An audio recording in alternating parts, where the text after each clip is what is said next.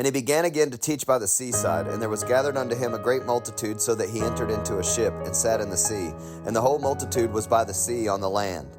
And he taught them many things by parables, and said unto them in his doctrine, Hearken, behold, there went out a sower to sow.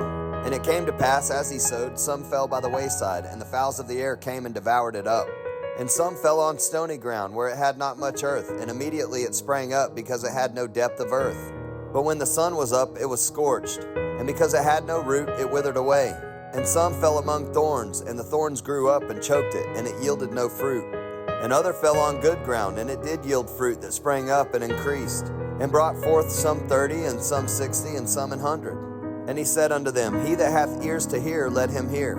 And when he was alone, they that were about him of the 12 asked him of the parable. And he said unto them, Unto you it is given to know the mystery of the kingdom of God, but unto them that are without all these things are done in parables, that seeing they may see and not perceive, and hearing they may hear and not understand, lest at any time they should be converted, and their sins should be forgiven them. And he said unto them, Know ye not this parable? And how then will ye know all parables? The sower soweth the word, and these are they by the wayside where the word is sown. But when they have heard, Satan cometh immediately, and taketh away the word that was sown in their hearts. And these are they likewise which are sown on stony ground, who, when they have heard the word, immediately receive it with gladness, and have no root in themselves, and so endure but for a time. Afterward, when affliction or persecution ariseth for the word's sake, immediately they are offended. And these are they which are sown among thorns, such as hear the word, and the cares of this world, and the deceitfulness of riches, and the lusts of other things entering in, choke the word, and it becometh unfruitful. And these are they which are sown on good ground, such as hear the word, and receive it, and bring forth fruit, some 30-fold, some 60, and some 100. And he said unto them, Is a candle brought to be put under a bushel or under a bed, and not to be set on a candlestick? For there is nothing hid which shall not be manifested, neither was anything kept secret, but that it should come abroad.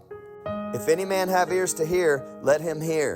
And he said unto them, Take heed what ye hear. With what measure ye mete, it shall be measured to you. And unto you that hear shall be more given. For he that hath, to him shall be given. And he that hath not, from him shall be taken even that which he hath. And he said, So is the kingdom of God, as if a man should cast seed into the ground, and should sleep and rise night and day, and the seed should spring and grow up, he knoweth not how. For the earth bringeth forth fruit of herself, first the blade, then the ear, after that the full corn in the ear.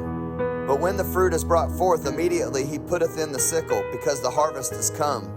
And he said, Whereunto shall we liken the kingdom of God? Or with what comparison shall we compare it? It is like a grain of mustard seed, which, when it is sown in the earth, is less than all the seeds that be in the earth.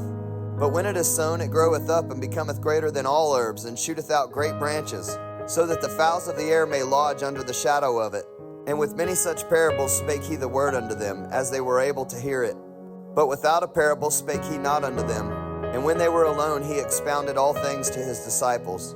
And the same day, when the even was come, he saith unto them, Let us pass over unto the other side. And when they had sent away the multitude, they took him even as he was in the ship. And there were also with him other little ships. And there arose a great storm of wind, and the waves beat into the ship, so that it was now full. And he was in the hinder part of the ship, asleep on a pillow. And they awake him, and say unto him, Master, carest thou not that we perish? And he arose and rebuked the wind, and said unto the sea, Peace, be still. And the wind ceased, and there was a great calm. And he said unto them, Why are ye so fearful? How is it that ye have no faith? And they feared exceedingly, and said one to another, What manner of man is this, that even the wind and the sea obey him?